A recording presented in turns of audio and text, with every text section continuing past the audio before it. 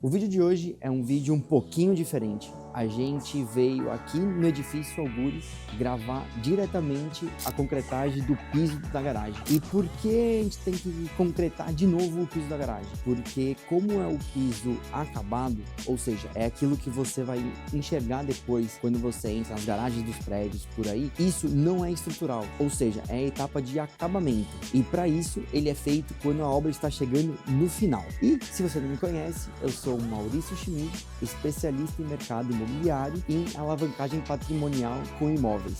Se você é novo aqui no canal, já se inscreva para não perder nenhum tipo de conteúdo sobre incorporações, sobre alavancagem de construções, construção para venda, leilão, consórcios, enfim, tudo que envolve o mercado imobiliário. Particularmente nesse prédio, nós temos mais do que um subsolo, e isso vai ter uma diferenciação se o subsolo é direto na terra ou não. Nesse aqui que a gente tá, ele é direto da terra, ou seja, aqui embaixo dos nossos pés, a gente teve toda a parte de fundação, os blocos, o baldrames, que eu já divulguei isso em outros vídeos. Então, se você tem a curiosidade de ver essa etapa que fica escondida embaixo mesmo, que ninguém vai enxergar nunca mais, procura aqui no canal, porque tem um vídeo mostrando esses bastidores e tá bem interessante. E quais são as etapas de construção, assim, etapas construtivas para a gente fazer esse piso da melhor maneira possível? Como eu comentei, aqui por ser na terra, a gente faz toda uma preparação do piso, um nivelamento e deixa ele o mais plano possível com a compactação de terra. Depois disso, a gente ainda às vezes acaba jogando uma camada de brita para fazer um nivelamento fino e deixar ele o mais preparado possível. Em cima dessa brita, a gente coloca uma lona plástica. E essa lona plástica, a importância dela é de duas. A primeira é fazer a retenção da umidade do concreto, não deixar essa umidade percolar para a terra, e isso faz com que a qualidade do piso fica muito superior, porque um dos elementos do concreto é a água, e ele precisa de um tempo de cura para conseguir atingir resistência e tudo mais. Então, colocar essa lona plástica preta ajuda nessa condição. E um outro fator é não ter o contato com a terra direto, e também ajudando a deixar o concreto mais puro possível. Então essa diferenciação é muito importante. Você pode reparar que tem a malha de ferro, então a malha de ferro ela vem na sequência para dar a composição do concreto e a resistência que a gente busca, que a gente procura. Um detalhe característico importante aqui nas nossas obras, é uma dica valiosa isso, é aqui em todas as periferias de pilares e até do perímetro, a gente coloca esse isopor. E esse isopor faz com que o concreto chegue no pilar, que também é concreto, e tenha uma leve camada de destacamento. E essa camada ajuda a não ter junta seca. Então, na movimentação do prédio, que eu também já falei em outros vídeos, que os prédios se movimentam e tem ao longo da vida, essa movimentação, um deslocamento e coisas do tipo, faz com que evite a junta seca e evite a possibilidade de trincas. E para reforçar ainda mais essa questão, vem aqui de pertinho, a gente faz um reforço do aço para trazer mais resistência, porque essas quinas são aonde que se tiver que trincar, vai trincar. Então essa dica é uma dica muito valiosa para quem constrói e tudo mais, vale ouro e vale assim, economias de manutenção. Então já deixa seu like aqui no vídeo, porque essa dica merecia o seu like. Um outro detalhe extremamente importante é não esquecer de deixar uma parte de ralos. O que seria isso? Na verdade, é toda a parte de drenagem da captação de água da garagem. As garagens não costumam ser impermeabilizadas, então a gente não pode lavar, inundar esses locais, mas sempre ocorre aquela lavagem periódica. E essa lavagem periódica tem que ser colocada no manual e tem que ser avisada que tem que tentar evitar alagar a garagem. Mas em todas as garagens, então, a gente tem que ter a linha de ralo de captação, e até isso ajuda também pontos estratégicos a ter inspeção. Evitar que, se ocorre algum tipo de entupimento, coisa do tipo, tenha que quebrar o concreto para fazer a manutenção. Então é muito importante ter caixas de passagem, né, de inspeção, para facilitar manutenções futuras. E aí, como que a gente faz essa concretagem? A concretagem é como qualquer outra normal, então existe o caminhão betoneira com concreto, é um concreto com um traço especial para piso acabado, e depois eu vou te mostrar o bambolê que a gente chama, para como que faz essa parte do polimento de cima. Tem o caminhão da bomba, então o processo de concretagem é exatamente o mesmo. Você vê que a tubulação já está atrás de mim, tem uma delimitação de madeira. O que é essa delimitação? Pela área ser muito grande, não compensa fazer tudo em uma concretagem só. Então a gente separou aqui esse pavimento, essa garagem, em 2 etapas, mais ou menos metade e metade. Por que isso? Porque não é só concretar. A gente precisa fazer a concretagem e precisa dar o tempo de cura para depois vir o acabamento. Isso é um processo que vai levar muitas horas, provavelmente vai entrar até um pouco na madrugada do dia de hoje esse serviço. Se você tem uma área muito grande, você aumenta o seu tempo de trabalho. O fato de concretar nem é tanto problema, mas o problema mesmo é na parte do acabamento, que se não for bem feito, a gente vai acabar tendo uma qualidade muito ruim no final, e aí é tempo perdido, trabalho perdido, dinheiro perdido. Então a gente prefere segmentar, fazer em etapas menores, mas para garantir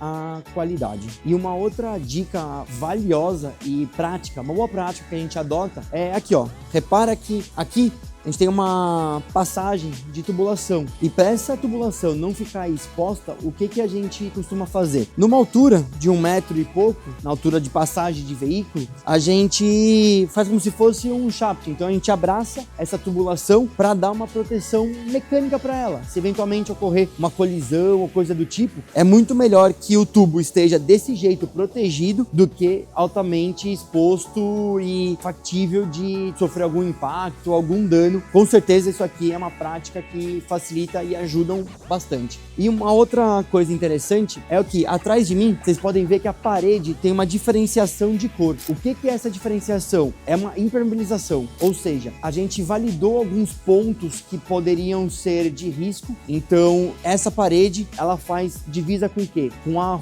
parte externa, com a parte de fora. Eventualmente não tem problema de inundação nem nada, mas é importante porque vai que algum dia ocorre de ter alguma inundação, coisa do tipo. A parede aqui, pelo menos, a gente tentou impermeabilizar para trazer um pouco de segurança. Do lado oposto, ocorre a mesma coisa, lá por ser vizinho direto de um outro edifício, então também indo em linha daquela questão que eu coloquei de lavar o subsolo e tudo mais. E um detalhe que eu não tinha passado, repara que no perímetro todo da garagem do subsolo, a gente fez como se fosse uma calha. Então depois de pronto, o que vai acontecer? Esse pedaço aqui, que tem mais ou menos uns 15 a 20 centímetros, ele não vai ter o concreto encostando na parede e vai ter brita na volta inteira. Isso funciona como se fosse uma captação de drenagem. Por aqui ser o piso de baixo e a gente estar direto na terra, aqui a água com o caimento do piso, ela vem para essa canalização, para essa drenagem, e ela consegue percolar para dentro do solo. Então é uma maneira natural da gente conseguir eliminar possíveis águas, possíveis problemas que vierem de manutenções, coisas do tipo, de maneira bem inteligente, bem prática. E um outro detalhe, uma curiosidade, vamos ver se a gente consegue achar.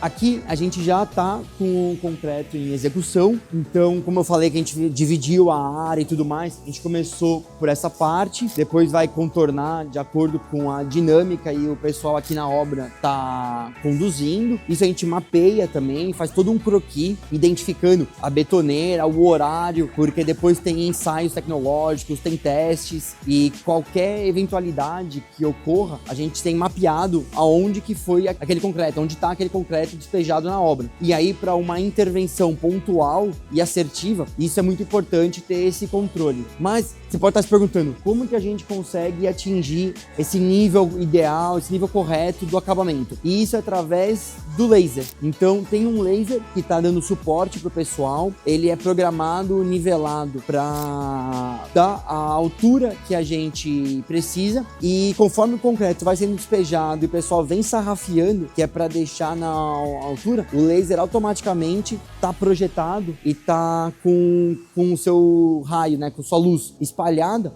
e aí você consegue ter a altura acabada final já com maior perfeição. Antigamente na obra não era desse jeito, era sim, o pessoal mais antigo com um ferrinho, então você tinha um ferro com uma medição, Você ia furando até atingir a altura, marcava, mas obviamente que o uso da tecnologia é muito mais importante e, enfim, traz muito mais qualidade pro serviço, traz tempo, sim, todo mundo só ganha com isso. E uma outra coisa muito interessante, repara nessa rede de aço. O que é isso aqui?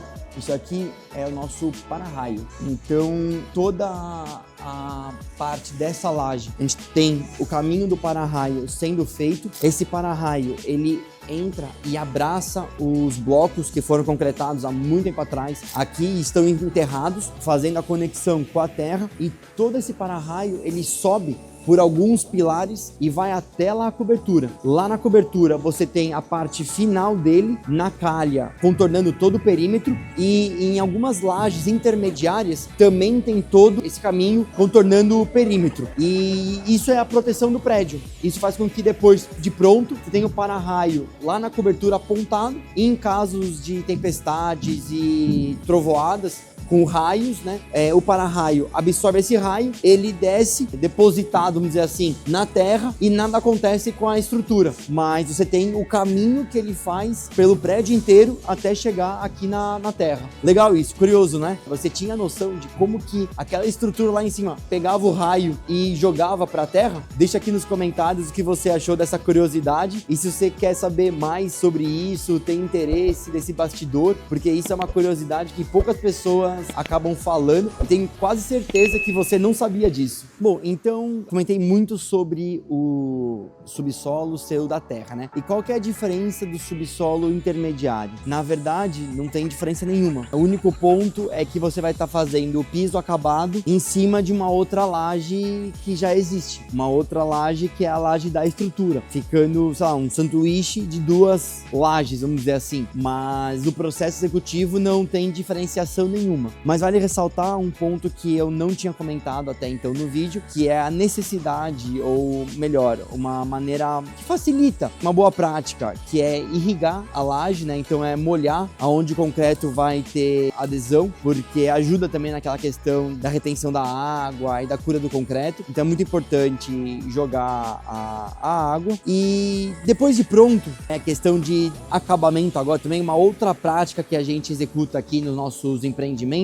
Depois que já passou o bambolê, ele tá polido, tá tudo certo, o que a gente faz? A gente faz leve cortes no concreto, e esses cortes, eles não chegam a ser um corte 100%. A gente não chega a dividir o piso que acabou de fazer. Não é isso. Você faz pequenos cortes, como se fosse leve vincos, né? Para aliviar a tensão do piso. E isso é importantíssimo porque a gente tenta minimizar rachaduras e microfissuras. Veja bem que essas rachaduras que eu tô falando não é uma coisa estrutural, não vai ter problema nem nada. É da movimentação do concreto, da acomodação da estrutura. Você pode ter um leve movimento que, por ser uma estrutura rígida, quando você mexe uma estrutura rígida, ela tende a trincar. Então é microfissuras, trinquinhas do caminho da movimentação. Fazendo esses cortes, você acaba tendo a tentativa, você está tentando aliviar as tensões e direcionar para esses caminhos cortados. Ou seja, você quase que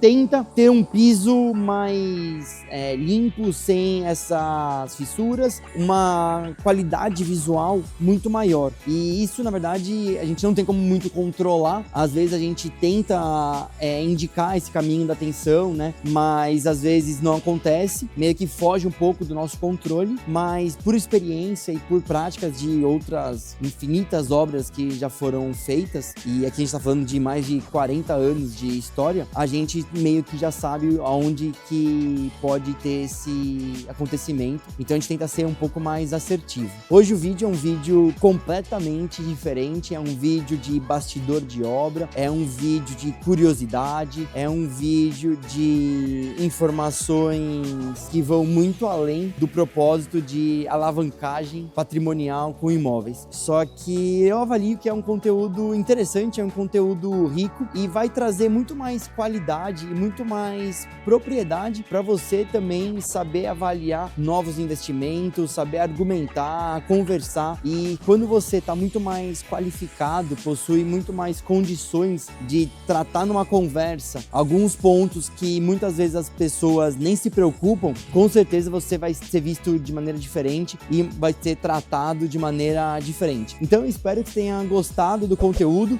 Se ainda não deixou o seu like, eu te peço que deixe o seu like para esse conteúdo chegar para muito mais pessoas, ter muito mais pessoas impactadas com essa curiosidade. Curiosidade é um tema que muita gente vem me pedindo por mensagens, então eu estou tentando trazer o que eu avalio ser interessante, mas eu queria saber o que você quer saber, o que você avalia ser interessante, qual é a sua curiosidade e não a minha. Então deixa aqui no comentário o que você procura saber, qual que é um bastidor interessante que você não teve ainda essa resposta, que eu vou tentar trazer num formato de vídeo legal para você. É isso e te vejo nos próximos vídeos.